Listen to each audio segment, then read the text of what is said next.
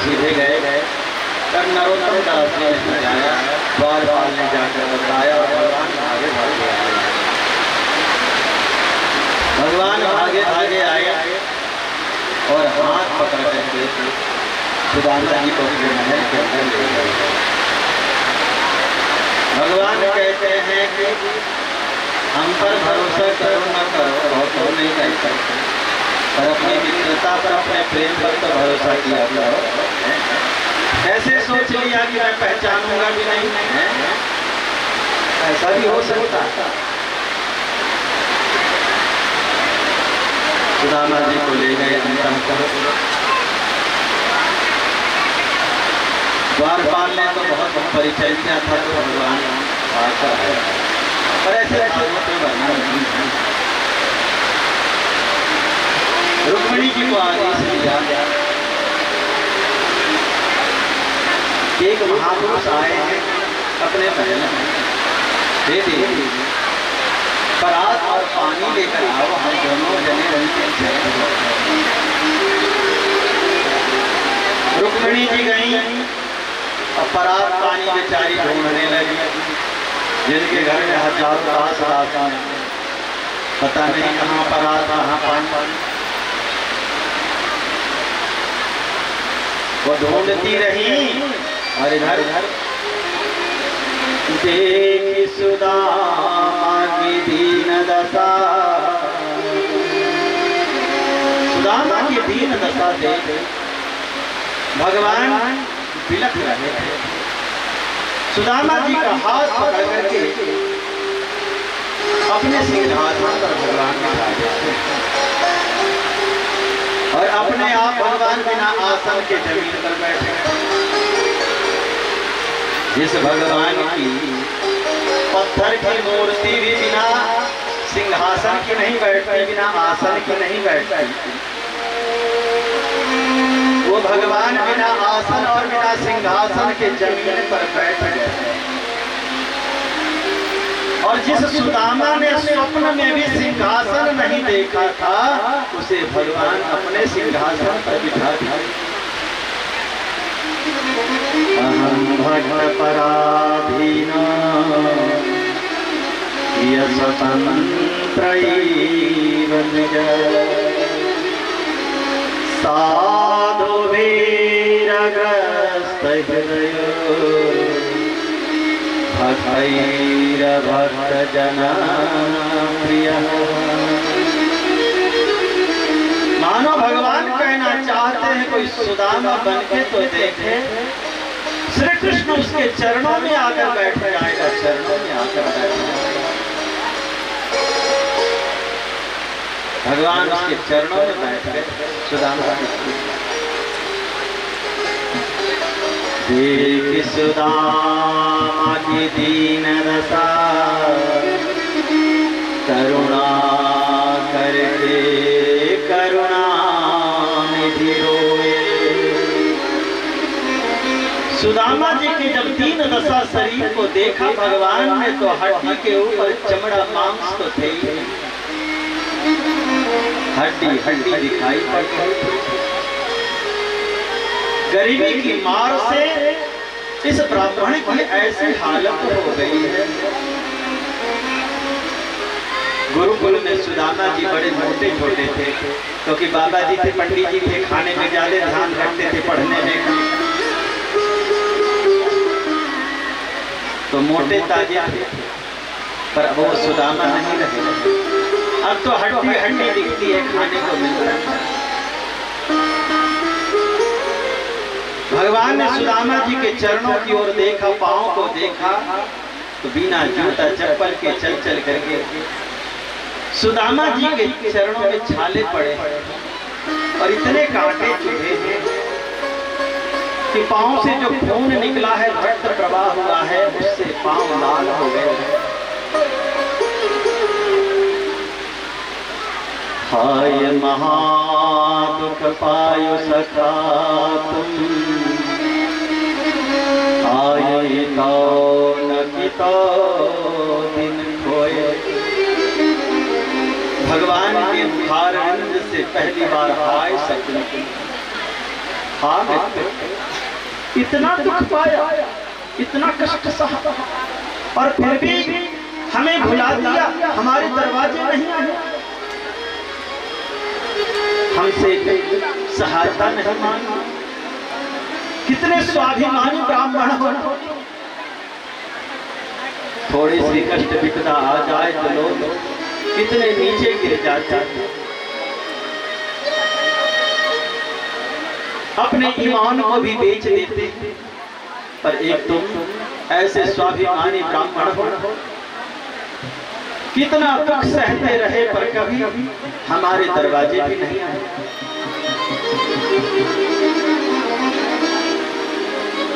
आई तो नदी तो दिन को कहाँ खोए रहे मित्र। क्या इन दुख के दिनों में, कहते हैं कि दुख के दिनों में लोग अपनों को याद करते हैं, अपनों को पहचानने का अवसर दुख का दिन होता है। कौन अपना कौन पराया ये दुख के दिन में समझ में आता है। धीरज धर्म मित्र रुनारी आफत काल पर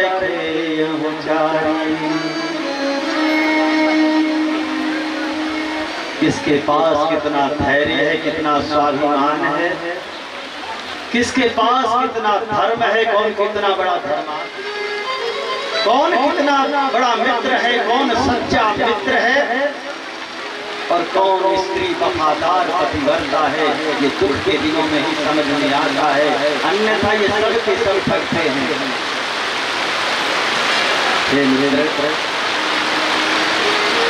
अपने सच्चे मित्र श्री कृष्ण की कभी याद नहीं आई आपको?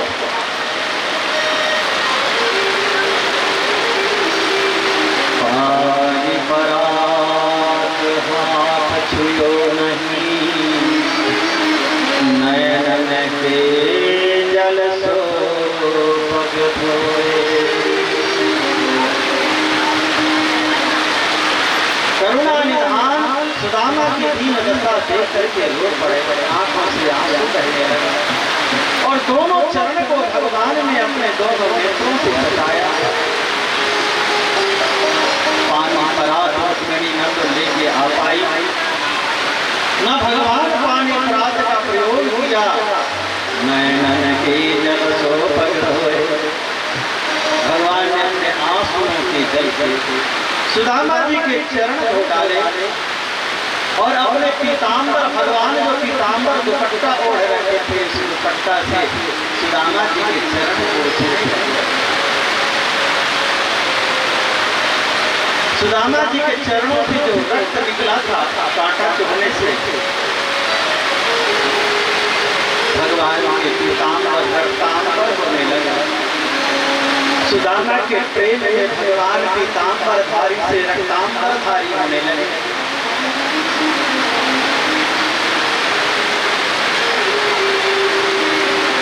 रुक्मिणी जी आई देख कि भगवान चरण धो चुके तो क्या करते, सोचने लगी रुक्मिणी जी, लक्ष्मी जी सोच रही हैं कि अनेन कृतं पुण्यं देखुना। इस गरीब ब्राह्मण ने ऐसा कौन सा पुण्य कर्म किया था जिन भगवान की मूर्ति भी कभी बिना आसन और सिंहासन की नहीं बैठती। वो मेरे भगवान द्वारकाधीश, वो मेरे भगवान बिना आसन के जमीन पर बैठे। रुक्मिणी जी सोच रही, जिस लक्ष्मी नारायण की उपासना सारा संसार है, भला तो गरीब कैसे हो सकता है।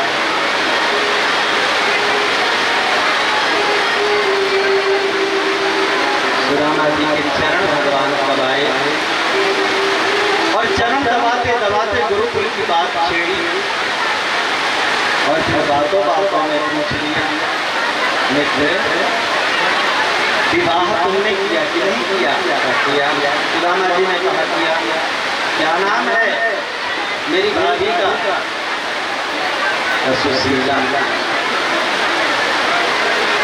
तो भाभी ने कुछ हमारे लिए भेंट नहीं की, कुछ बनाकर भेजी नहीं? सुदामा जी छुपा लिए थे कोटली बगल में, ऐसे दबा लिए। कितने बड़े राजा को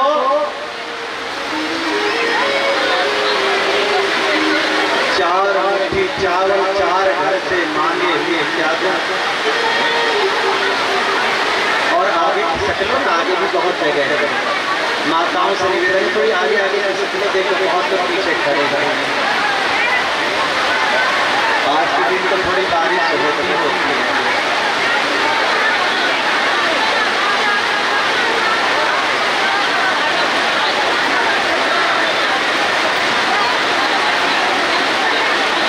के निशान भी स्नान है।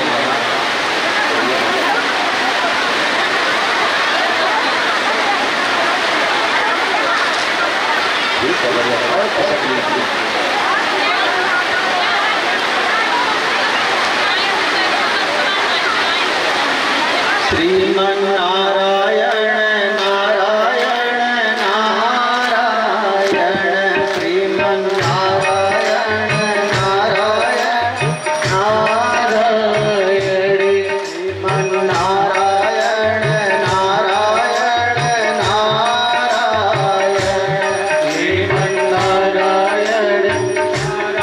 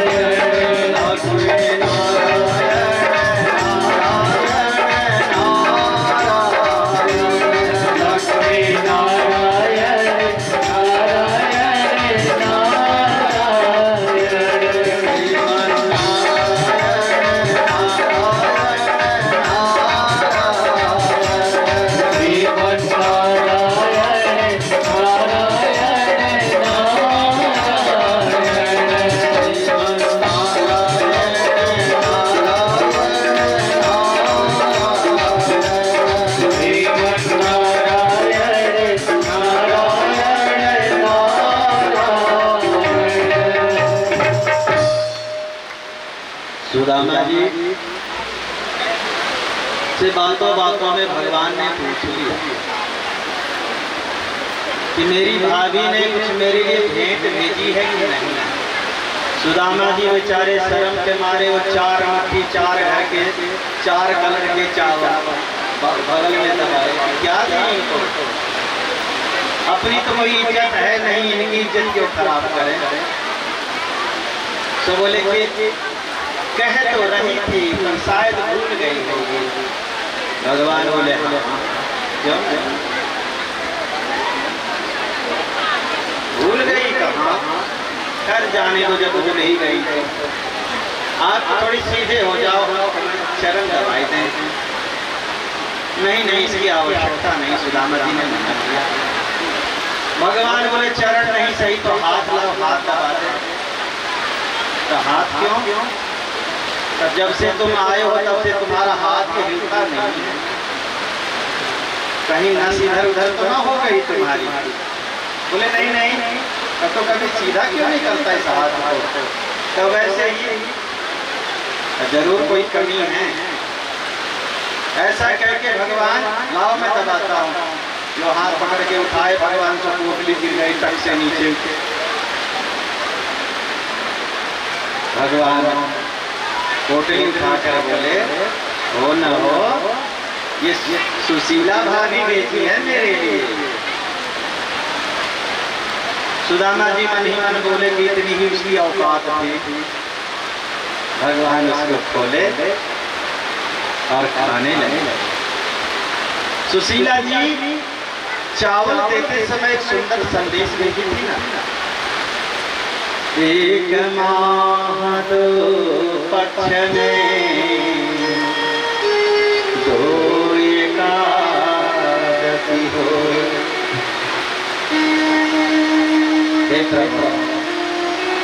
एक माह दो पक्ष में दो एकादशी होती है। मेरे घर गोपाल जी नित्य एकादशी होए। तो भगवान जैसे ही सुशीला के दिए हुए भेंट को मुख में डाले तो भगवान भी मुंह से कुछ नहीं बोल रहे, मन से बोल रहे हैं। होनी थी सो हो गई पर अब ऐसो नहीं होए। भाभी तेरे भवन में नित्य द्वादशी होए। मानो भगवान सुशीला के भेंट को चावल को खा रहे और कह रहे कि जितना दुख झेलना था झेल ली भाभी, अब वो झोपड़ी नहीं, अब तो भवन होंगे, महल। और उस महल में अब एकादशी नहीं होगी, एकादशी का फल मिलेगा द्वादशी, नित्य द्वादशी। भाभी अब रोज कचौड़ी पकौड़ी बर्फी रसमलाई पूरा पूड़ी खूब हलवा दिन रात छानो और ध्यान रखना कहीं हैजा न पकड़ जाता हिसाब से। अब तो द्वादशी द्वादशी है। एक मुट्ठी भगवान खाए, फिर दूसरी मुट्ठी भगवान ने उठाई, रुक्मिणी जी हाथ पकड़ ली। ना, जितना दे दिया उतना ही वो पंडित संभाल नहीं पाएगा। बहुत होता अभी इतने लोग आते हैं पंडितों के आगे 10-10 रुपया रखते हैं तो पंडित जी को लगता है कि हम लोग बोलते हैं नहीं है। और जब पंडित जी उसको जीतते हैं तो सोचते हैं इतना ही है, तो पल में संतुष्टि भी हो जाती है ब्राह्मण को। फिर पल में फिर वही हाय हाय हाय, जितना दे दिया उतना ही बहुत है, जितना दे दिया उतना ही बहुत है। रुक्मिणी जी ने भगवान का हाथ पकड़ लिया। विद्वानों का मानना है कि यही कारण था कि रुक्मिणी जी भगवान के साथ मंदिर में नहीं विराजती। भगवान ने रुक्मिणी का अधिकार छीन करके राधा को दे दिया। एक कारण तो ये है, बड़ी पटरानी रुक्मिणी है भगवान श्री कृष्ण के, और मंदिर में राधा जी विराजती है भगवान के साथ, रुक्मिणी कहीं नहीं विराजती। भगवान सोचे कि जो मेरे भक्तों के लिए कंजूसी करे, जो मेरे भक्तों के लिए दरिद्र हो जाए, ऐसे दरिद्र देवी देवताओं को मंदिर में घुसना ही नहीं चाहिए। मांगने जो आ रहा मंदिर में वो भी दरिद्र, और जो देवता बैठा वो भी दरिद्र है, तो ठीक नहीं। मांगने वाला दरिद्र हो और देने वाला दाता राम हो तो वो चलेगा। भिखारी के दरवाजे भिखारी जाएं, ये न हुआ है नहीं हो सकता। सेठ के घर भिखारी जाता है, यही है भिखारी के घर भिखारी। एक कारण तो ये है कि मंदिर में राधा जी विराजती है, रुक्मिणी नहीं। और दूसरा कारण ये है कि वास्तव में बड़ी महारानी तो राधा जी ही हैं। पहला विवाह भगवान ने राधा के साथ ही किया, और इसका प्रमाण गर्ग संहिता में है। यदुवंशियों के जो गुरुदेव थे, कुलगुरु गर्गाचार्य जी, उन्होंने गर्ग संहिता में लिखा है कि जब भगवान 1 वर्ष के मात्र थे, उसी समय ब्रह्मा जी ने राधा जी के साथ विवाह करा दिया था। कोई मनुष्य उसके साथ में नहीं थे, देवता लोगों ने इस दृश्य को देखा था। लेकिन लक्ष्मी जी को साफ था 100 वर्ष तक भगवान से दूर रहने का, इसलिए राधा बनकर के आई थी लक्ष्मी जी। तो विवाह तो भगवान के साथ करी पर साथ नहीं रह पाई, क्योंकि साथ तो दो कारण है कि राधा जी विराजती हैं।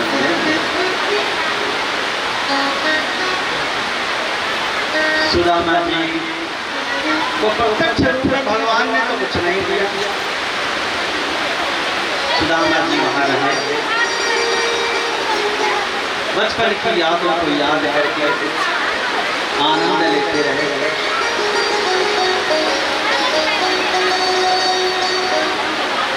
सुदामा जी जब जाना चाहे तो भगवान ने रोका भी नहीं, भेज दिया। सुदामा जी जब आए तो देखते हैं कि उनकी जहाँ झोपड़ी थी वहाँ भव्य महल है। घबरा गए। सुदामा जी सोचने लगे, अरे 2-4 दिन के लिए यहाँ से हटा, पता नहीं कौन से था करके यहाँ महल बना गया। अरे मेरी झोपड़ी गई सो गई, मेरी सुशीला कहाँ गई? और सुशीला गई तो बढ़िया भाई, और मेरे बच्चे कहाँ गए? सुदामा का भाई हमारी टूटली मरैया, सुदामा का भाई हमारी टूटली मरैया, कहवा के भूपलुग आई बसी, हे सुदामा का भाई हमारी टूटली मरैया। सुदामा जी की आंखों में आंसू आ गए। एक टूटी सी झोपड़ी थी, सर पर ढक ढक, बारिश हो तो उसको मुश्किल था रहना। और 4 दिन के लिए घर छोड़ के गया, पता नहीं कहाँ का राजा धीराजा आया, वो भी हड़प ले गया। हड़प ले गया कोई बात नहीं, पर बच्चों को तो छोड़ जाए गया होता, पता नहीं उसे कहाँ ले गए। सुदामा जी सोच रहे।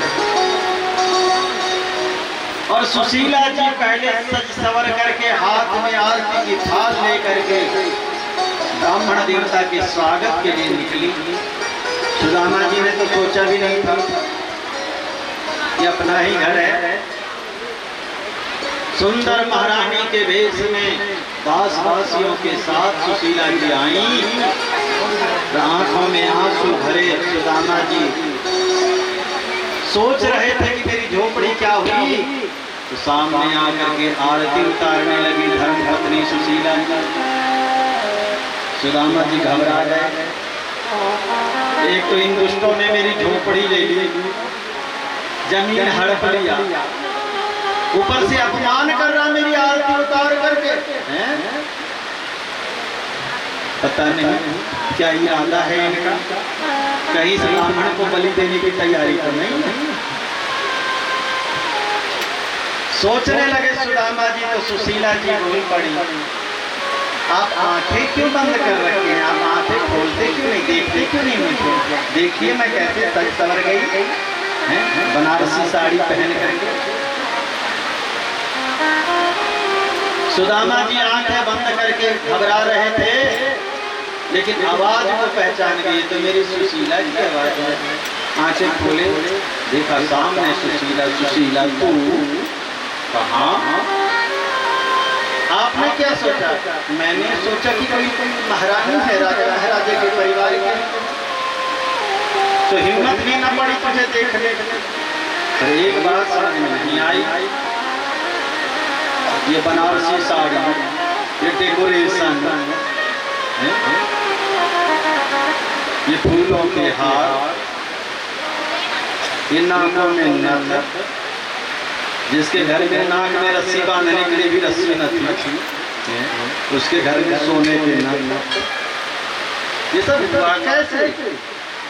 तो वो तो मैं भी नहीं जानती। नहीं जानती ना ना।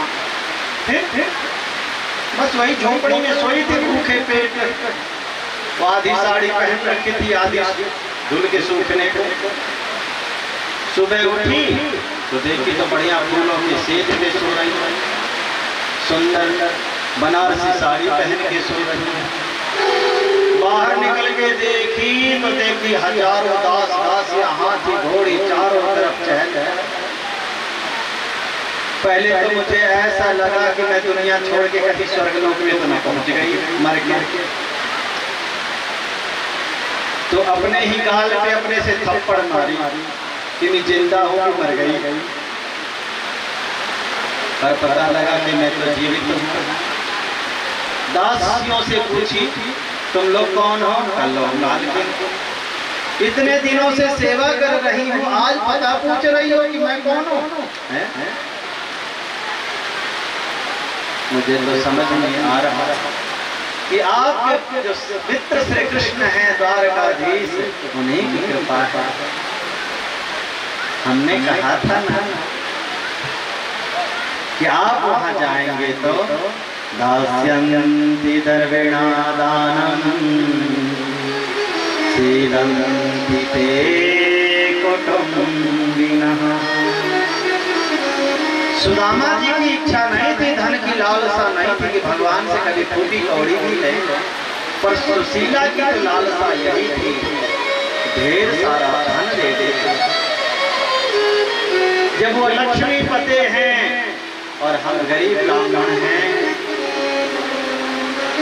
तो उनका कोई कर्तव्य बनता है अपने मित्र की पीड़ा को हरना, अपने मित्र की गरीबी को मिटाना श्री कृष्ण का कर्तव्य है। सुशीला तो बार बार दर्पण में जाकर के देख रही थी अपने आप को, भरोसा नहीं हो रहा था कि मैं वही सुशीला हूँ जो पत्थर उबालती थी, मैं वही सुशीला हूँ जिसके बच्चे रोज एकादशी किया करते थे। भरोसा।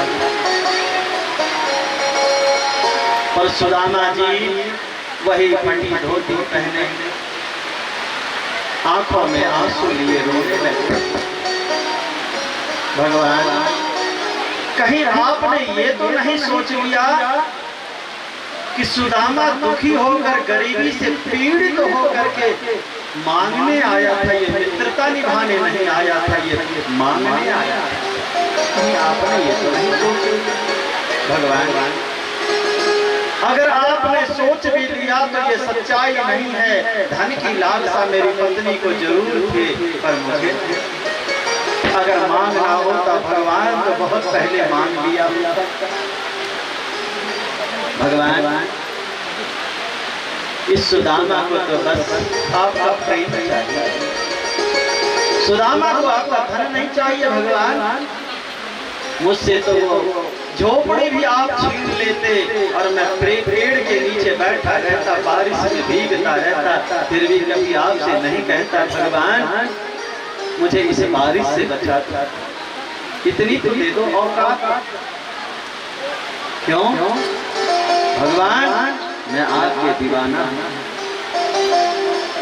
दीवाने हैं दीवानों को ना घर चाहिए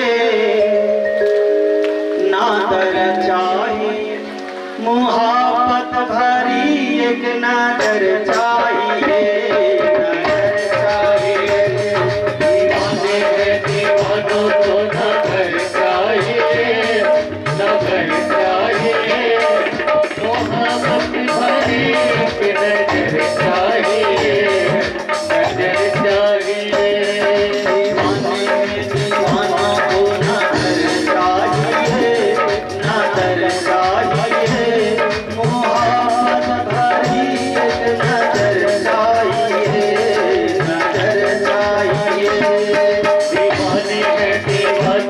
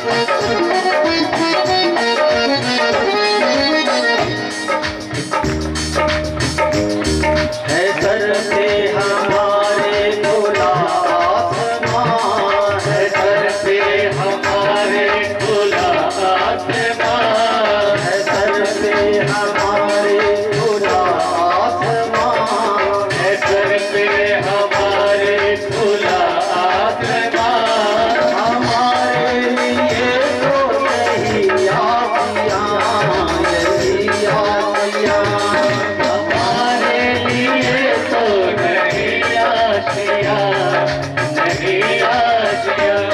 बिना प्यार के जिंदगी कुछ नहीं, बिना प्यार के जिंदगी जिंदगी जहाँ प्यार है हर खुशी है वही, जहाँ प्यार है खुशी है वही। वो फूलों भरी चाहे चाहे कांटों भरी, हाँ कांटों भरी, चले तुम जिसके घर चाहिए, घर चाहिए। दीवाने हैं दीवानों को न घर चाहिए, न घर चाहिए। मोहब्बत भरी नजर चाहिए, नजर चाहिए।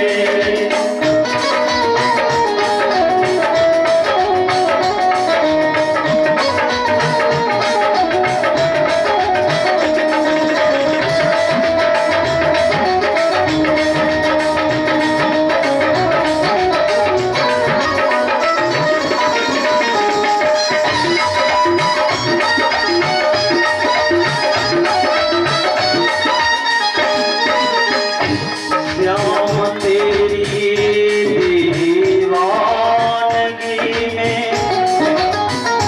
सब कुछ लुटा बैठे हैं,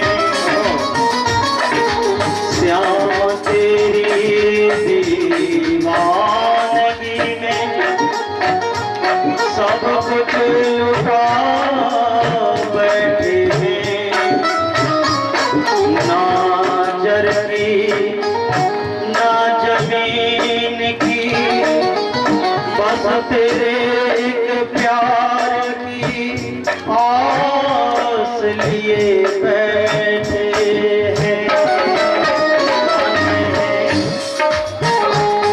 दीवाने हैं दीवाना को ना घर चाहिए, ना घर चाहिए। मोहब्बत भरी नजर चाहिए, नजर चाहिए।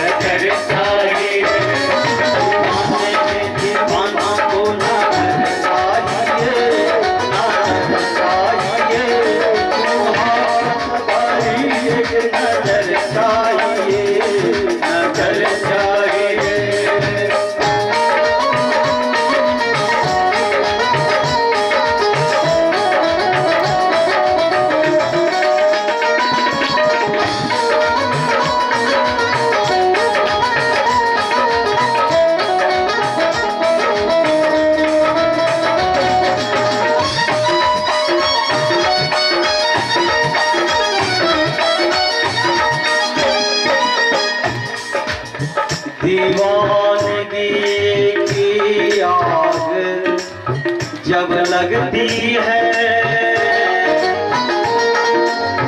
दीवानगी की आग जब लगती है सीने में, दीवानगी की जब आग लगती है सीने में, सब कुछ जल जाता है।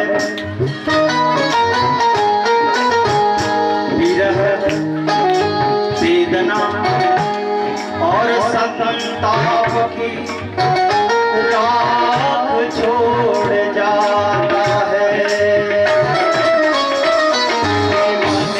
दीवानों को न घर चाहिए, न घर चाहिए, मोहब्बत भरी नजर चाहिए, नजर चाहिए। दीवानों को न घर चाहिए, न घर चाहिए, मोहब्बत भरी नजर चाहिए, नजर चाहिए। दीवानों को न घर चाहिए, न घर चाहिए, मोहब्बत भरी नजर चाहिए, नजर चाहिए।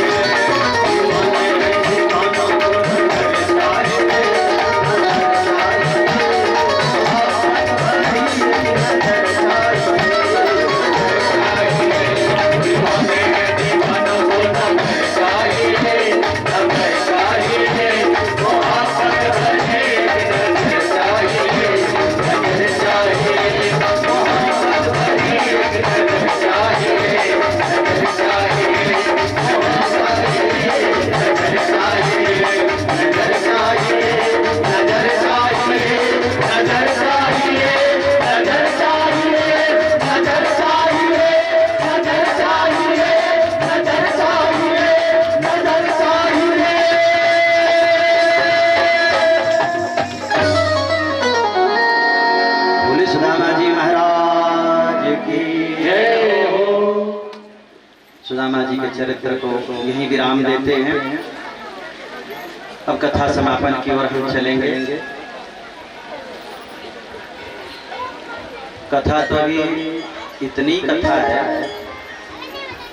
जितनी बारिश हुई है ना, कोई चम्मच से नापने लगे तो जितने चम्मच होंगे ना, उतनी कथा है।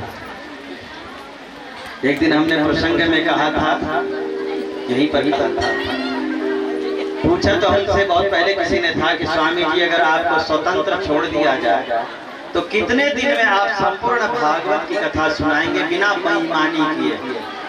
हमने अनुमान लगा करके देखा अपने आप में, तो हमने जवाब दिया थोड़ी देर बाद कि 1 साल तक अगर रोज 8 घंटा सुनाएंगे तो 1 साल में संपूर्ण भागवत की कथा सुना देंगे बिना बेईमानी किए। 1 साल। अब सोचो, अब वही काम हम 4-4 घंटा 7 दिन में कर रहे हैं, तो कैसे कर रहे हैं? असंभव को संभव कर रहे हैं, शुद्ध बेईमानी जिसको कहते हैं वो कर रहे हैं। तो क्या करें, परिस्थिति ऐसी है, ऋषियों ने ऐसी परंपरा बना दिया। जहाँ 7 दिन में संक्षिप्त कथा भी होती थी उस जमाने, तो लोग बस क्रियाक्रम करने के लिए थोड़े से उठते थे, बाद बाकी दिन रात कथा होती थी। अब वैसे ना तो श्रोता रह गए, ना वक्ता में औकात है कि कथा सुनते रहे। 12-12 घंटा तक तो हमने कथा करी है, वो भी एक आसन से।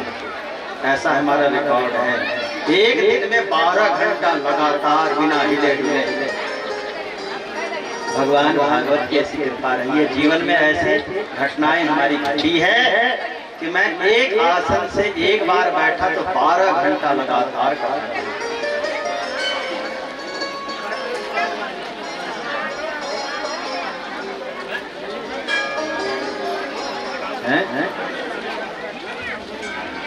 मैं तो 12 ही बता रहा हूँ, हमारे कलाकार उसमें थे जो यहाँ नाल वादन करते हैं, ढोलक पर संगति करते हैं। वो कह रहे हैं स्वामी जी दिन के 2 बजे से लेकर के सुबह के रात तक 4 बजे तक आपने कथा करी थी, यानी 14 घंटा आपने कथा करी थी लगातार। और इतनी जनता नहीं थी, श्रोता हमारे 5000 से ज्यादा थे और एक कोई हिले नहीं। पूरी रात बिना खाए पिए, ईमान लोग तो कुछ जाकर के इधर निकल लेते थे बाथरूम पे बहाना। पर भगवान की ऐसी कृपा हम पर रही है भाग्य कि आज तक का इतिहास रहा है। मैं जितने दिनों से कथा कर रहा हूँ कि हमने कभी एक बूंद पानी अपने मुख के अंदर नहीं डाला। यहाँ तो थोड़ी ठंडी है, नीचे से भी कथा करके आए हैं, लू चल रही थी, 44 डिग्री तापमान, और फिर भी भगवान की ऐसी कृपा रही कि अभी तक ये नियम मैं निभा रहा हूँ। आगे राम जी जाने क्या करने वाले।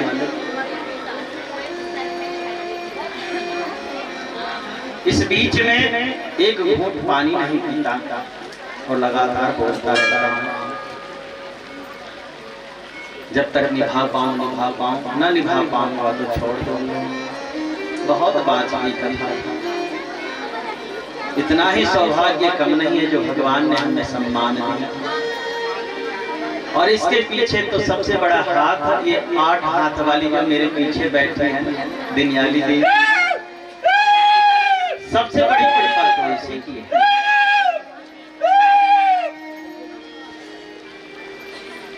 मैं तो किसी लायक ही नहीं था।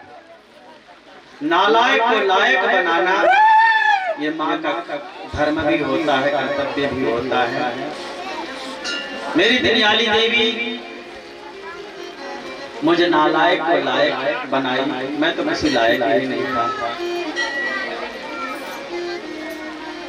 अभी भी अपने आप की नजर में मैं नालायक ही हूँ, पर मेरी मैया मुझे लायक समझती है, तभी तो हमें ठुकराती नहीं। मैं दूर भी भागता हूँ तो मुझे बुला लाती है, पकड़ के रखी है।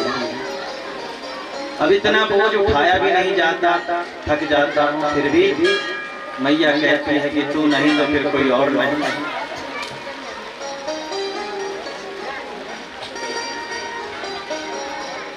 दिनयाली देवी की भी कृपा है जो आप लोग इस जंगल में इतने तादाद में आए। यहाँ व्यवस्था भी क्या है, कोई कितना भी व्यवस्था कर ले, इस जंगल में कितनी व्यवस्था कर सकते, अपने औकात से ज्यादा व्यवस्था करते हैं। पर फिर भी आप लोगों का जो प्यार है वो इतना बड़ा है और इतना विशाल है कि हमारी व्यवस्था छोटी पड़ जाती है। हर साल कुछ व्यवस्था को मैं बढ़ाता हूँ, पर हर साल आपका प्यार भी तो, प्रेम भी तो बढ़ता है। हर साल मैं बर्तन बड़ा करता हूँ, पर आप लोगों का प्यार भी तो बड़ा होता है। दोनों बात, कुछ मिले न मिले इस पहाड़ में हमें प्रेम बहुत मिला लोगों का, अपना अपना बहुत। और एक सन्यासी को चाहिए भी क्या, एक साधु को चाहिए भी क्या, प्रेम अपना अपना।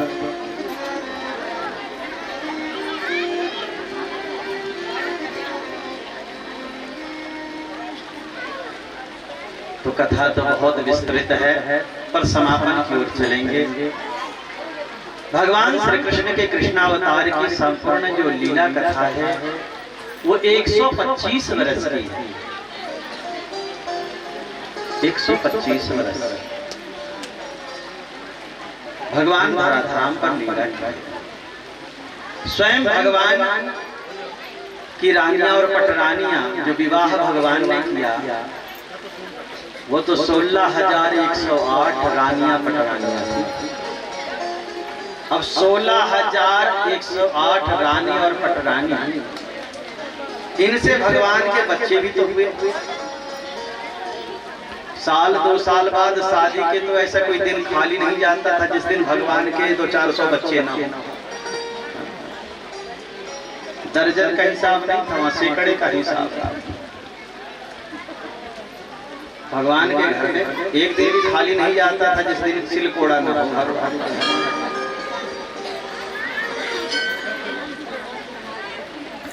भगवान के बच्चे हुए इन रानियों पटरानियों से 1,77,088 इतने बच्चे हुए भगवान।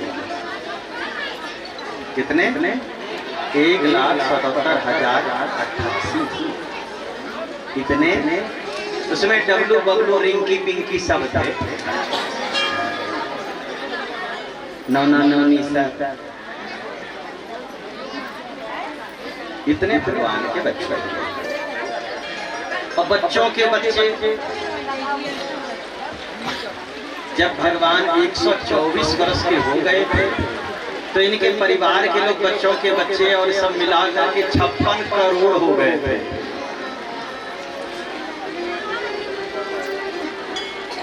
56 करोड़ इनके परिवार की जनसंख्या थी।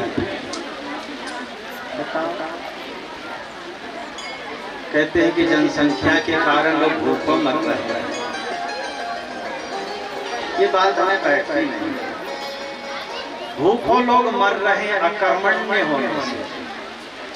आज लोग बच्चों से नहीं मर रहे हैं, अकर्मण्य हो गए। कोई कुछ करना नहीं चाहता, पुरुषार्थहीन हो गए। सब आराम की जिंदगी जीना चाहता है, सब सुख की रोटी तोड़ना चाहता है। समस्या बच्चे नहीं है, समस्या है सुख की रोटी तोड़ने की जो आदत पड़ गई। कोई कुछ करना नहीं चाहता। उस जमाने लोग पुरुषार्थी होते थे, उस जमाने के छोड़ दो। आज तो सरकार भी राशन दे रही है, फैसिलिटी दे रही है, शिक्षा की व्यवस्था दे रही है, बहुत सी चीजें सरकार दे रही है। पर आज से 50 वर्ष पहले सोचो कि सरकार क्या देती थी? कुछ नहीं देती थी। गंगोत्री के पंडा बन करके जाते थे, उनसे भी कुछ सरकार हड़प लेती थी, राजा हड़प लेता था। कर देना तो दूर वाली बात। और तब के लोगों के एक एक आदमी के 9 बच्चे होते थे, 12 बच्चे होते थे। और बुढ़ापे तक 56, 53, 60 होते थे कि नहीं होते? तो द्वापर त्रेता छोड़ दो, आप अपने जमाने के देख लो। आज से 50 वर्ष पहले अभी भी 56, 53 और 60 दिखते थे। आखिर उन लोगों ने इन्हीं खेतों से, जैसे आज आप बंजर कर दिए, आप उसकी कोई कीमत नहीं समझ रहे हैं, इन्हीं पत्थरों पर अपना पसीना बहा करके 12 बच्चों को पाला।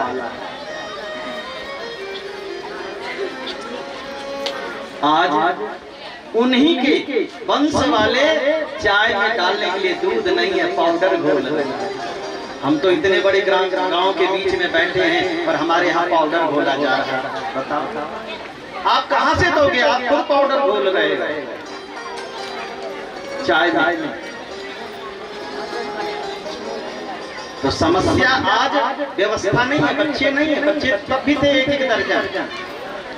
अरे जिनके 60 साल की उम्र में बच्चे हुए होंगे, 60, उसने भी अपने बच्चे का पालन किया, तो 60 वर्ष की अवस्था में भी जो अपने बच्चे का भरण पोषण कर लिया, वो व्यक्ति कितना पुरुषार्थी था, वो कितना मेहनती था। किस पत्थर पर उन्होंने 12 बच्चे का लालन पालन किया, पेट भर दिया। और अपने लिए 2 ही आफत है आज के जमाने में। और वो लोग, वो बुजुर्ग लोग सत्यवादी थे, वो झूठ नहीं बोलना जानते थे। वो क्या कहते थे? कोई झूठ बोलने की परिस्थिति आ जाए कि झूठ बोल दो तो कहते अरे हमारे तो बच्चे हैं, 9 बच्चे हैं, हम झूठ बोलेंगे तो बेचारे उनको भोगना पड़ेगा।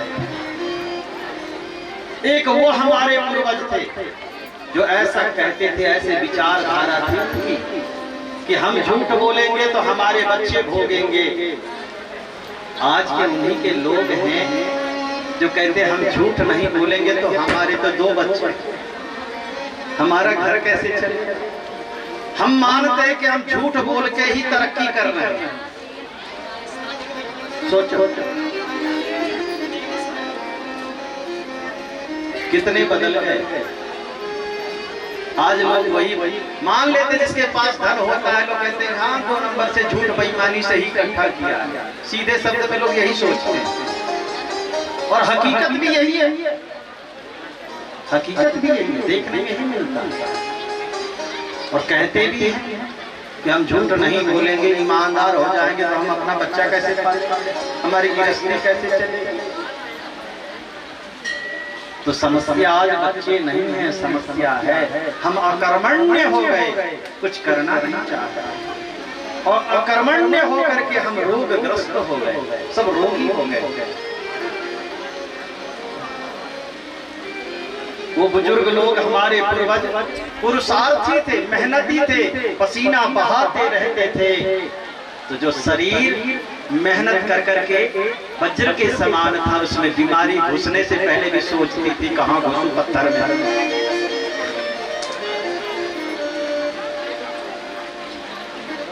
उनके पेट में जो अन्न होता था ना, वो खून पसीने का होता था। ये सरकार के बेवकूफ बनाने वाले राशन नहीं होते थे 2 रुपया किलो, वो पसीने का अन्न खाते थे तो बुद्धि शुद्ध रहती थी। ये कलयुग का प्रभाव है कि सरकार प्रजा को भ्रष्ट कर रही है, कर्मण्य बना रही है, उसे गर्त में डाल रही है, उसे काम चोर बना रही है। ये सरकार हराम का खिला खिला करके,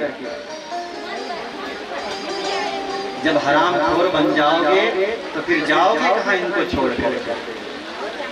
एक सेठ हमें मिले बरेली में, यूपी के, तो उनके यहाँ नौकर था। तो हमने कहा कि ये नौकर कितने दिन से रहता है? कहा स्वामी जी हमारे यहाँ 20 वर्ष से रहता। मैंने कहा भागा नहीं है? कहा नहीं। क्यों? कितना वेतन देते हो? का वेतन तो बहुत कम देते हो। तो फिर भागता क्यों नहीं? कहा स्वामी जी मैं जिसको नौकरी पे नौकर को रखता हूँ, मेरे घर में जो रह जाता है वो भाग नहीं सकता। क्यों? का मैं जिसको नौकरी पे रखता हूँ ना, उसको 2 साल उससे कोई काम नहीं कराता, सिर्फ बैठा कर खिलाता हूँ, उसको हराम खोर बनाता हूँ। सेठ की खोपड़ी का पहले मैं उसको हराम खोर बनाता हूँ, हराम की खाने की आदत डालता हूँ। जब वो हराम खोर बन जाता है तब वो जाएगा कहाँ हमें छोड़ करके? घर में जाएगा तो दूसरे के यहाँ जाएगा तो काम करना पड़ेगा। तो 2 साल पहले उसको हराम खोर बनाता हूँ, फिर उससे काम लेता हूँ, फिर उसे दिखता है यहाँ से बढ़िया कोई और मिलेगा। धीरे धीरे उसको पैसा बढ़ाते मैं धीरे धीरे कम करता हूँ। तो सरकार की भी यही नीति है कि सब कोई काम चोर हो जाए, हराम खोर हो जाए, इनको हराम हराम के सब दो, ताकि ये अपने आप कुछ कर न सकें। फिर सरकार का बगावत कैसे करेंगे, विरोध कैसे करेंगे, उनके नीतियों का विरोध फिर कैसे करेंगे? वो जैसे नचाएंगे वैसे नाचना पड़ेगा। नहीं नाचोगे तो 2 रुपया वाला चावल कहाँ से पाओगे? अपने शरीर में, अपने खेत में तो बोना छोड़ दिया, वहां तो कुछ होता नहीं। अब भरोसा तो उसी 2 रुपया वाले की है ना। तो नीति ऐसी है ही उनकी। होना तो ये चाहिए कि आपने नेता चुना है, आप उसे नचाओ, वो आपको न नचा पाए। नियम तो प्रजातंत्र का यही है। राजतंत्र का ये नियम था कि राजा प्रजा को नचाता था, पर प्रजातंत्र में ये होना चाहिए कि प्रजा राजा को नचाए। पर नचाओगे तभी जब कर्मण्य बनोगे, कर्मनिष्ठ बनोगे, पुरुषार्थी बनोगे, स्वावलंबी बनोगे, आप आत्मनिर्भर बनोगे। और बैठ करके ताश खेलोगे दिन भर दुकान पे, लोगों के रोड किनारे, तो तरक्की क्या करेंगे? समाज में बहुत बुराइयां हैं, बहुत कहाँ तक है?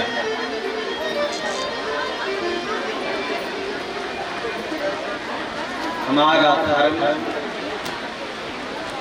पुरुषार्थी होने के लिए शिक्षा देता है। अर्थ धर्म काम मोक्ष, अर्थवान धनवान। पर धनवान कैसे बनोगे? बिना पुरुषार्थ के नहीं बन पाओगे। चोरी भी कहाँ से करोगे? किसी के पास हो तो चुराओगे। ये चतुर्थ पुरुषार्थ है। जन्म से लेकर मृत्यु तक मानव को पुरुषार्थी होना चाहिए। हमारे यहाँ 4 प्रकार के पुरुषार्थ हैं, अर्थ और धर्म, काम, मोक्ष। पर हम पुरुषार्थहीन होते जा रहे हैं। भगवान के लिए तो कोई बड़ी बात नहीं थी, वो तो पूरे ब्रह्मांड का पालन वही कर रहे हैं। तो अपने 1,77,088 बच्चे पाल लिए तो बड़ी बात है। सब तो वही पालनहार सब 56 करोड़ भगवान के ये वंशज। जब भगवान 124 वर्ष के हुए तो इतनी जनसंख्या हो, पर ये सब के सब उपद्रव नहीं हो गए, आतंक मचाने हो। जब मुख्यमंत्री अपना बाप ही हो तो फिर हो जाता, थानेदार को गिनेगा। भगवान के एक पुत्र जिसका नाम सांब था, जिनके माता का नाम जामवंती, ये सांब बड़ा उपद्रवी था। कहते हैं आग से, पानी से, सन्यासी से, राजा से, इनसे खिलवाड़ नहीं करनी चाहिए। कब महंगा पड़ जाए पता नहीं। पर सांब सन्यासियों से ज्यादा खिलवाड़ करता था, महात्माओं का मजाक उड़ाता था, भगवान को बहुत उड़ाता था। भगवान कह रहे हैं कि हम तो भक्तों के अधीन हैं। नमो ब्रह्मण्य देवाय ब्राह्मण हिताय च। हमारे भक्त ये मंत्र पढ़ते हैं और मेरे ही बच्चे मेरे भक्तों को सताया करते हैं। ठीक है, ये मेरा परिवार दूषित हो चुका है। भगवान ने सोचा कि जो मेरे भक्त का अपमान करे, चाहे कितना भी सगा हो, उसको मैं छोड़ूंगा नहीं, उसको मिटा दूंगा। भगवान ने निर्णय किया। और फिर कुछ महात्माओं को प्रेरणा दी, द्वारका कुछ महात्मा आए। भगवान का ये पुत्र सांब, एक लड़का, पहले के लड़के भी बड़े बड़े बाल इकट्ठा करता था, तो उसको स्त्री का वेशभूषा पहनाया, पेट पे इतना सारा कबाड़ कचड़ा पेट पे बांध दिया, उसे गर्भवती स्त्री बना दिया, लंबी घूंघट कराई और अपने भी साड़ी पहन लिया और गया महात्माओं के पास। बाबा जी प्रणाम। महात्माओं ने कहा, बाबा जी मेरी पुत्र वधू है, कुंवारी है, बताओ ये माँ बनने वाली है, बताओ आप तो बड़े ब्रह्म ज्ञानी हैं, थोड़ी अपने दिव्य दृष्टि से देख के बताइए किसके पेट में बेटा है कि बेटी, छोरे को जन्म देगी कि छोरी को? क्या और महात्मा कोई साधारण थे? कहाँ कहाँ अंगिरा, कहाँ बृहस्पति, कहाँ दुर्वासा, नारद, ऐसे महात्मा छोटे मोटे में लल्लू हंस पड़े सबके सब। न तो स्त्री है वो, न खुद वो स्त्री अपने आप। तो महात्माओं ने कहा, देखो बच्चे, जिस कुल में तुमने जन्म लिया है वो अत्यंत पवित्र कुल है, और उस कुल में जन्म लेकर के ऐसे ओछे कर, नीच कर, शोभनीय नहीं। जाओ अपना काम, हमें अपना काम करने दो। सांब ने जो सुना तो बस मजाक उड़ाने लगे। बाबा जी कमा के खा नहीं सकते थे तो बाबा जी बन गए। बेमतलब के दूसरे को बेवकूफ बनाते थे, भला बुरा कहने लगे। और महात्मा तो सहते रहे, पर दूर बैठे दुर्वासा ऋषि को सुना नहीं। दुर्वासा ऋषि ने कहा, इधर आओ मेरे पास। कोई नहीं बताएगा, मैं बताऊंगा कि तेरी बुआरी के पेट में क्या है, मैं बताऊंगा। और सब तो छोटे छोटे डॉक्टर सर्जन तो मैं। शाम पहुंचा जी बाबा जी, आप ही सब में तेज तर्राट लगते हो, बताओ। करे पहले तो ना तो तू स्त्री जाति से है, ना ही तेरी बुआरी। पत्र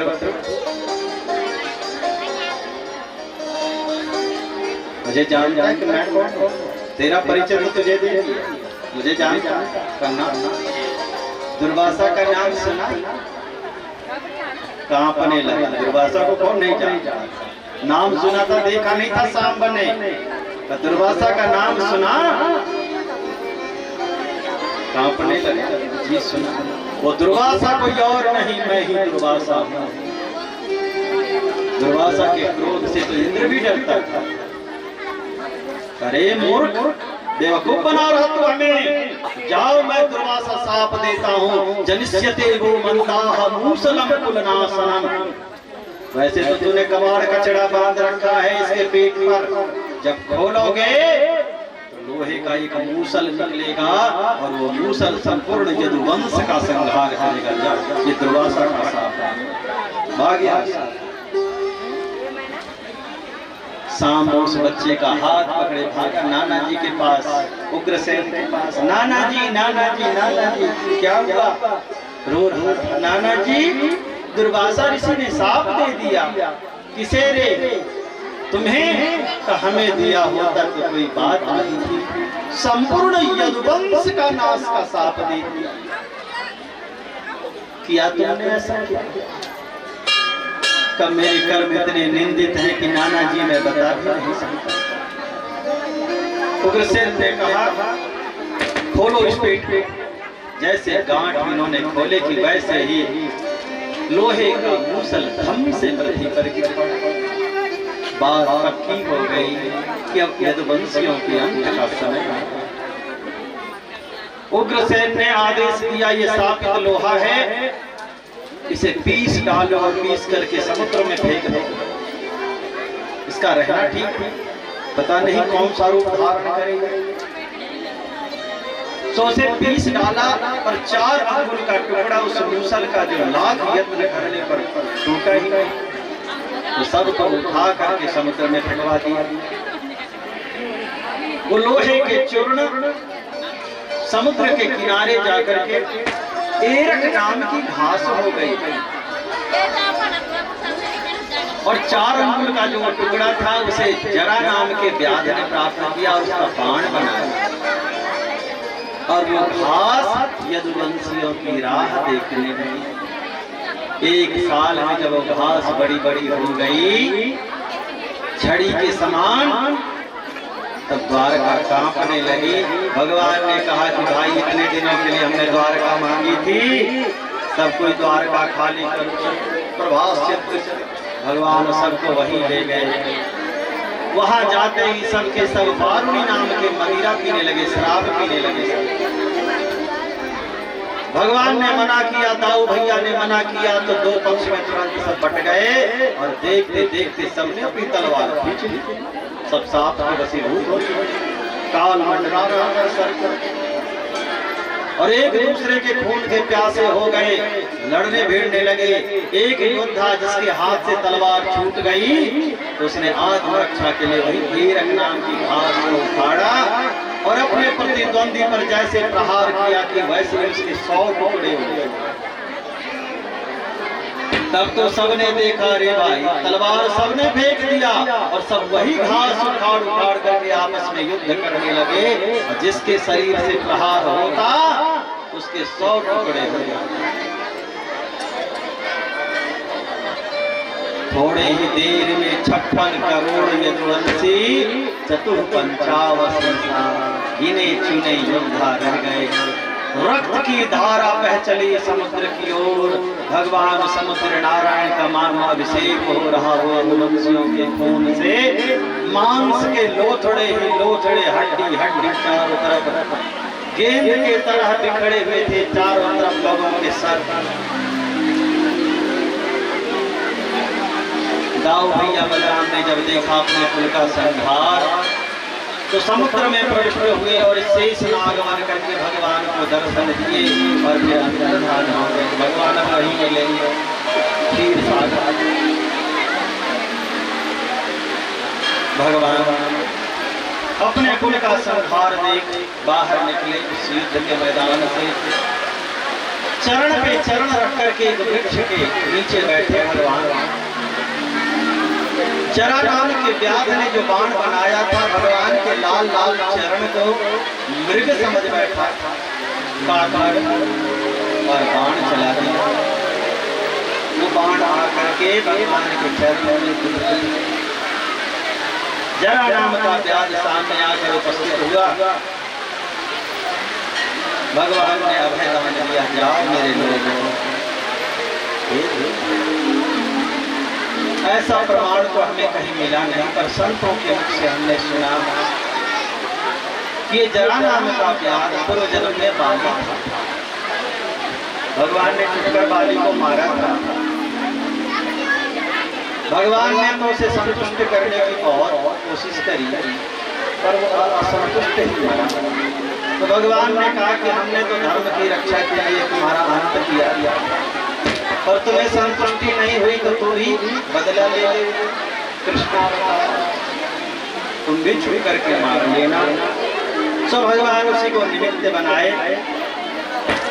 देवता लोग सबके सब सामने आकर खड़े हो गए भगवान के। प्रभु अब चलिए।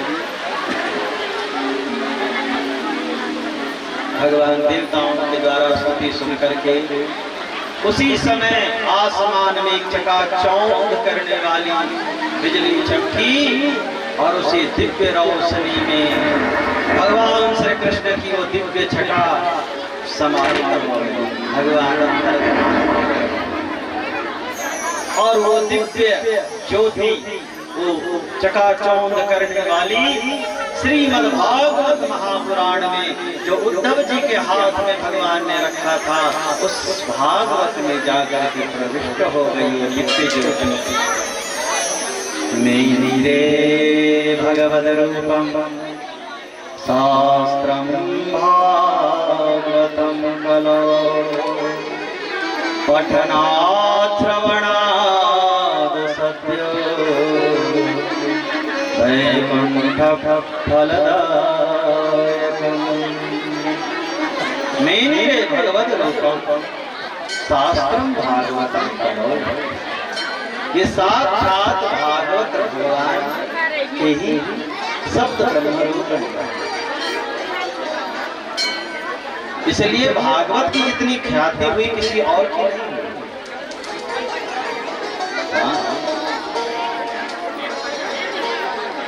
स्वयं भगवान इसमें विराजते हैं।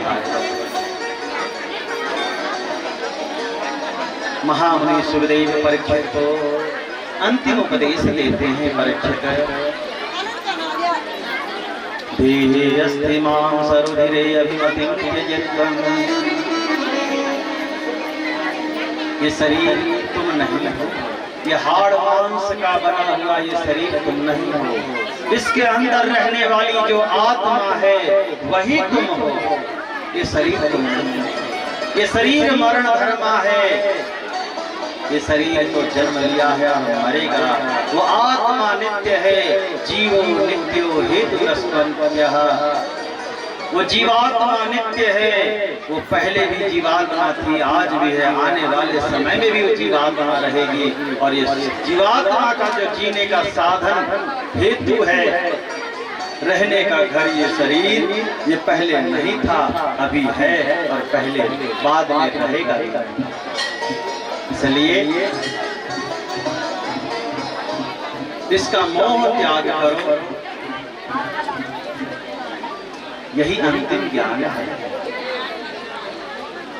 महाराज परीक्षित गुरुदेव को प्रणाम करते हैं। हे गुरुदेव, सिद्धोस्मि, मैं सिद्ध हो गया, पवित्र हो गया, निष्पाप हो गया। कहा मैं संत का अपराधी था, मरा हुआ सर्प गले में लपेटा था। आज संत की कृपा से ही मैं संसार के बंधन को काट करके वैकुंठ जाने को तैयार हो गया। परीक्षित जी को दिख गया कि उनकी अब दुर्गति नहीं सदगति है, उन्हें मुक्ति मिल चुकी है।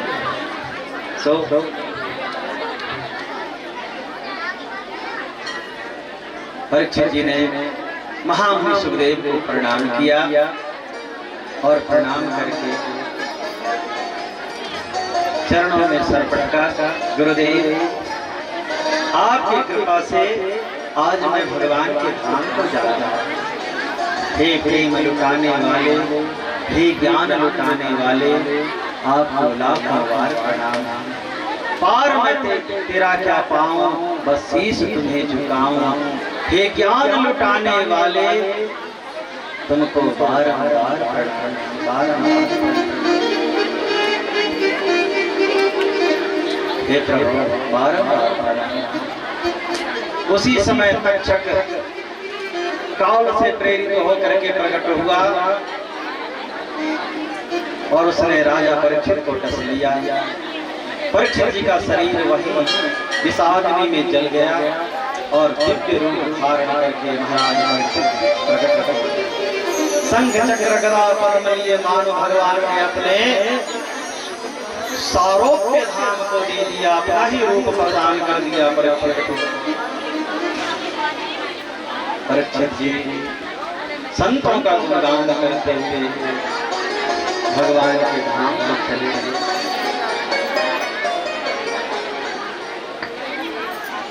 संतन के संग लाग रे, संतन के संग लाग रे, तेरी बिगड़ी बनेगी। संतन के संग लाग रे, तेरी बिगड़ी बनेगी। संतन के संग लाग रे, तेरी बिगड़ी बनेगी। संतन के संग लाग रे, तेरी बिगड़ी बनेगी। संतन के संग लाग रे, तेरी बिगड़ी बनेगी। संतन के संग लाग रे, तेरी बिगड़ी